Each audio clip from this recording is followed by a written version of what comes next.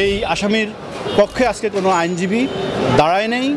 হিন্দু মুসলিমের দাঙ্গা বাঁধিয়ে রাষ্ট্রকে অস্থিতিশীল করার জন্য কোনো পরিকল্পনা রয়েছে কিনা সেই বিষয়ে তদন্তকারী কর্মকর্তা খতিয়ে দেখবে। আপনারা জানেন গতকাল সারা দেশে যে আলোচিত একটা ঘটনা ঘটেছে, খুবই মর্মান্তিক এবং দুঃখজনক ধর্মাবলম্বী মুসলিমদের জন্য, যেটা এই আসামি অপূর্ব পাল, তিনি একজন হিন্দু ধর্মাবলম্বী।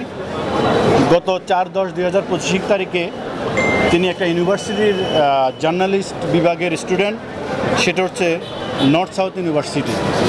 সেই নর্থ সাউথ ইউনিভার্সিটির করিডোরে গতকালকে পবিত্র কোরআন শরীফকে হাতে নিয়ে সেটা মাটিতে ছুঁড়ে ফেলে এবং পা দিয়ে লাথি মারে এবং ছিঁড়ে ফেলে। সেটা যখন জানাজানি হয় এবং সেটা তার ফেসবুকে সে পোস্ট দেয়, জানাজানি হয়, ধর্মপ্রাণ মুসলমান এবং ওই বিশ্ববিদ্যালয়ের স্টুডেন্টরা তাকে আটক করে পুলিশে সুপর্দ করে। আইনশৃঙ্খলা বাহিনী ঘটনাস্থলে উপস্থিত হয়ে তাকে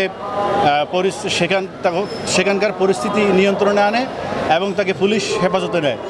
পুলিশ হেফাজতে নিয়ে ঘটনার সঙ্গে তার সম্পৃক্ততা পাওয়ার পরে বাটারা থানার পুলিশ এই একটা মামলা দায়ের করে পেনাল কোডের 225 এবং 225-এর এই ধারার বিধান মতে তার বিরুদ্ধে একটা মামলা দায়ের করে।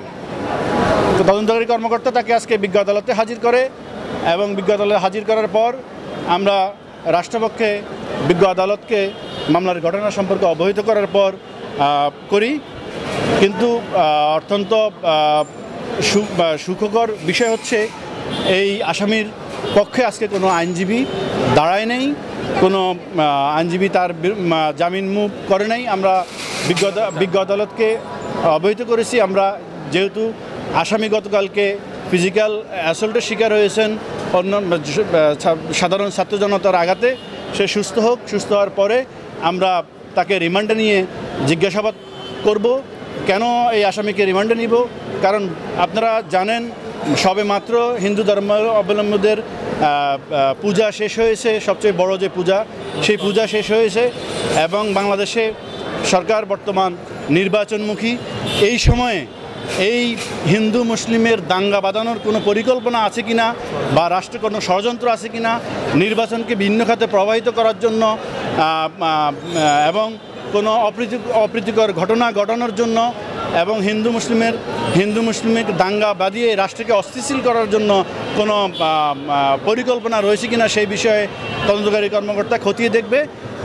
এই পর্যায়ে তাকে আমরা CW দেওয়ার আবেদন করি রাষ্ট্রপক্ষে। বিজ্ঞ আদালত আমাদের আবেদন মঞ্জুর করে আসামিকে আপাতত CW দিয়েছে। আমরা ভবিষ্যতে এই মামলা তদন্ত স্বার্থে আসামি সুস্থ হলে, শারীরিকভাবে সুস্থ হলে আমরা এই মামলায় রিমান্ডে নিয়ে তাকে ব্যাপক জিজ্ঞাসাবাদ করব। জিজ্ঞাসাবাদ করার পরে আমরা জানতে পারবো আসলে এই ঘটনার পিছনে কোনো ইন্ধন রয়েছে কিনা, কোনো নির্দেশতা রয়েছে কিনা, কোনো অর্থদাতা রয়েছে কিনা এবং কার ইন্ধনে সে এই কাজ করেছে। দেশে দেশে সবার সাথে দ্য নিউজ।